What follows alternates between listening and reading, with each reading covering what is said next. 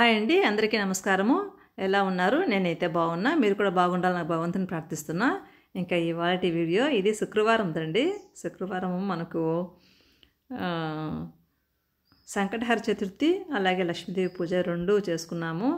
ఆ రోజు నేను చేశాను కానీ ఈ వీడియోని మీకు షేర్ చేయలేదన్నమాట. దాన్ని ఈరోజు చేస్తున్నా. ఈరోజు సోమవారం, నాకు 11వ సోమవారము. 16 సోమవారాలు వ్రతం చేస్తున్నా కదండి. అందులో పోయిన సోమవారం నేను పూజ చేయలేదన్నమాట, సోమవారం పూజ. ఎందుకంటే మీకు అందరికీ తెలుసు, నేను సత్యనారాయణ స్వామి వ్రతం చేయించుకోవాలని కడపకు వెళ్ళి అక్కడ చేయించుకొని వచ్చాం కదా. ఆ సోమవారమే పౌర్ణమి వచ్చింది, అందువల్ల ఒక స్కిప్ అయిందనమాట. మామూలుగా అయితే ఇది 12వ వారం ఉండాల్సింది, ఇంకా ఇది 11వ వారం అనమాట. ఇది నిన్న కాకమన్నా శుక్రవారం పూజ కోసుకొని నా రొటీన్ కార్యక్రమం జరుగుతుందనమాట. అయితే ఇక్కడ మీకు ఒక మంచి చక్కటి వ్యాసము, హృదయార్పణము అనే వ్యాసము మా ఫ్రెండు నాకు పంపించిందండి. అది మీరందరూ కూడా వింటే చాలా బాగుంటుంది, అందరూ తెలుసుకోవాలని మీకు ఇక్కడ షేర్ చేస్తున్నాను అనమాట. ఓం నమ శివాయ. చాలా చక్కటి వ్యాసము, అందరూ తప్పక చదవాలని నా ప్రార్థన అండి. మనిషి తనకు మానవజన్మ ప్రసాదించిన భగవంతుడికి అనేక విధాలుగా పూజలు చేస్తుంటాడు. పూజా సమయంలో యథాశక్తి తనకు ఉన్నంతలో పత్రమో, పుష్పమో, ఫలమో, జలము సమర్పించుకుంటూ ఉంటాడు. ఈ విధంగా సమర్పించడం కృతజ్ఞతా సూచకం అయితే కావచ్చు. కానీ అసలు మనిషి భగవంతుడికి సమర్పించగల శక్తివంతుడేనా? ఇలా ఆలోచిస్తే ఎంత మాత్రం కాదని చెప్పవచ్చు. భగవంతుడిదే ఈ యావత్ సృష్టి. అలాంటి వాడికి భక్తుడు ఇచ్చే కానుకలు అత్యల్పమైనవి, అంటే చాలా చిన్నవి అనమాట. కానీ ఏదో ఒకటి సమర్పించకపోతే భక్తుడి మనసు ఊరుకోదు, అంతే కదండి. ఇప్పుడు నేను కూడా అదే పని చేస్తున్నాను అనమాట. పూర్వం ఒక యోగి ఒక భగవంతుని అర్చించడానికి సిద్ధమయ్యాడు. అప్పుడు అతడిలో వివేకం ఉదయించిందట. పూజలో ఒక్కొక్క ఉపచారాలను చేస్తూ భగవంతుడితో ఇలా విన్నవించుకున్నాడు. ఓ పరమేశ్వర, నీవు బ్రహ్మాండమంతా నిండి ఉన్నావు కనుక నిన్ను ఎలా ఆవాహన చేయాలి? అన్నిటికీ ఆధారమై నీవు ఉండగా నీకు ఆసనం ఎక్కడ వేయాలి? నిరంతరం స్వచ్ఛంగా ఉండే నీకు కాళ్ళు కడుక్కోవడానికి నీళ్ళెందుకు? పరిశుద్ధమైన నీకు ఆచమనం అవసరమా? నిత్య నిర్మలమైన నీకు స్నానం ఎలా చేయించాలి? ప్రపంచమంతా నీలోనే ఉండగా నీకు వస్త్రం ఎలా ధరింపచేయాలి? గోత్రవర్ణాలకు అతీతుడైన నీకు యజ్ఞోపవీతం అవసరమా? ఏ లేపనాల్లో అవసరం లేని నీకు గంధం ఎలా పూయాలి? నిత్య పరములుడైన నీకు పూలు పెరగడం ఎందుకు? మహిమతోనే విరిగిపోయే నీకు ఆభరణాలు తొడగాలా? నిరంజుడువైన నీకు ధూపం వేయటం సరైనదేనా?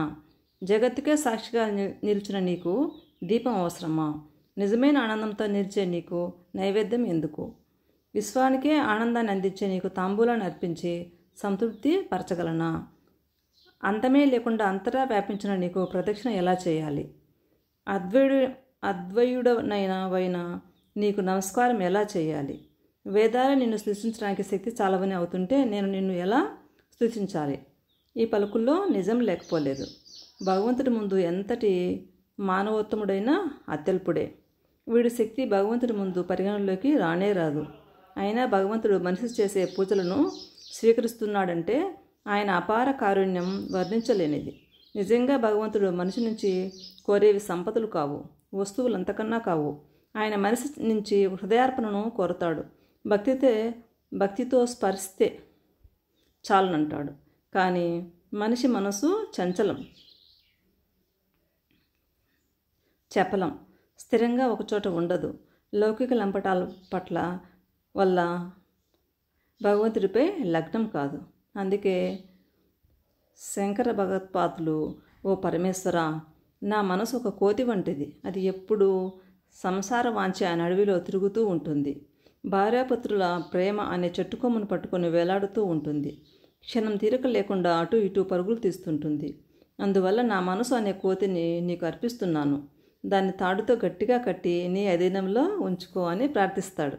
సామాన్య భక్తులను తరింపచేయడానికి ఆయన చెప్పిన విన్నపం ఇది. అలాగే ఓ పరమేశ్వర, బంగారు కొండ మేరు పర్వతమే నీ చేతిలో ఉంది. అపార ధనవంతుడువైన కుబేరుడు నీ పాదదాసుడై ఉన్నాడు. కల్పవృక్షం, కామధేనువు, చింతామణి నీ ఇంటిలోనే ఉన్నాయి.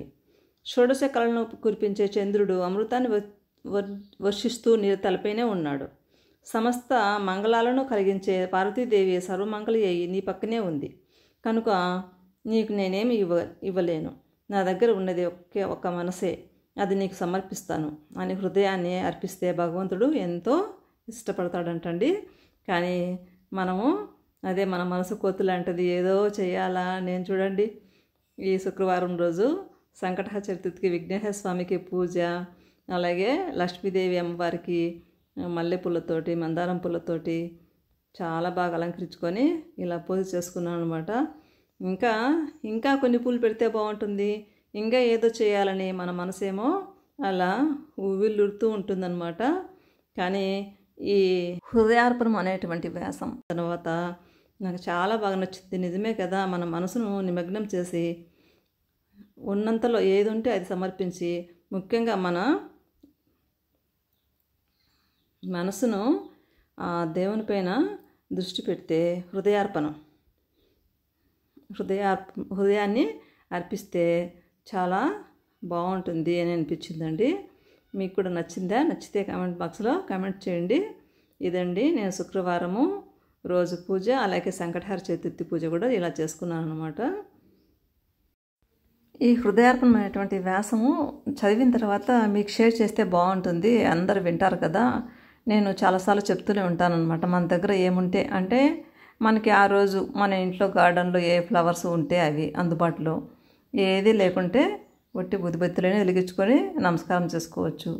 లేదు ఏదో ఒకటి మన దగ్గర ఇంత బెల్లం ముక్క చక్కెరలో లేకపోతే ఫ్రూట్స్ లేనప్పుడు కూడా అనమాట అలా పెట్టుకొని, నేనైతే ఒక్కసారి మా చెట్లకు ఉండే వాటర్ యాపిల్తోనే ఒకసారి సంకటహర చతుర్థిని మర్చిపోయానండి. ఆ రోజు చూసుకోలేదన్నమాట. ఇంట్లో వాటర్ యాపిల్ కోసినాము, ఆ వాటర్ యాపిల్ అన్నీ పెట్టి ఇంట్లో ఉండే పూలన్నీ పెట్టేసి పూజ చేస్తాను అనమాట. అది ఎప్పుడైనా ఇంకోసారి షేర్ చేస్తా. అలా చేస్తూ ఉంటాను అనమాట. అంటే మనకి ఆ రోజుకి భగవంతుడు ఏదైతే అందుబాటులో ఆయన మనకి అనుగ్రహిస్తాడో దాన్ని మాత్రమే పెట్టి మనము మనసు ముఖ్యంగా లగ్నం చేసుకొని ఆ దేవుని పైన చేసుకుంటే బాగుంటుంది. కానీ మనం ఆడవాళ్ళకి కొంచెము అలంకరణ అంటే బాగా ఇష్టం అనమాట. అవన్నీ పెడితేనే మా భగవంతుడు మనల్ని అనుగ్రహిస్తాడు అనేటువంటి భ్రమలో ఉంటాము. అదంతా ఏమీ కాదండి, మనకు ఉన్నంతలో చేసుకోవాలి. కాకపోతే ఆ చెట్లకు పూలు ఉన్నాయి కదా, ఊరికనే అలా ఎందుకు పోవాలి?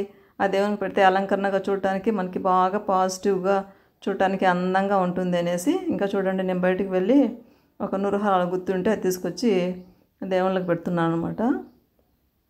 అది ఇప్పుడే మనం విన్నాము కదా, హృదయార్పణము వ్యాసంలో మనసు కోతి లాంటిదని. ఎన్ని వ్యాసాలు విన్నా మన మనసు ఒక కోతి లాంటిదన్నమాట. చాలా కష్టమే అన్నమాట మనము ఆ మనసును ఒక ఏకాగ్రతతో పెట్టుకోవాలంటే. కానీ ప్రయత్నంతో ఏదైనా సాధించవచ్చని నిదానంగా మన మనసును మనము ఒక భగవంతుని వైపు దృష్టి మలచడానికి ప్రయత్నం అనేది చేస్తూ ఉంటే ఏదో ఒక రోజు మన మనసు కొంచెము ఆ భగవంతుని వైపు ఏకాగ్రతతో ఉంటుందండి. అంతేనండి ఈరోజు వీడియో. నచ్చితే తప్పకుండా లైక్ చేయండి, షేర్ చేయండి, సబ్స్క్రైబ్ చేయండి. సబ్స్క్రైబ్ చేసుకుని వాళ్ళు చేసుకోండి.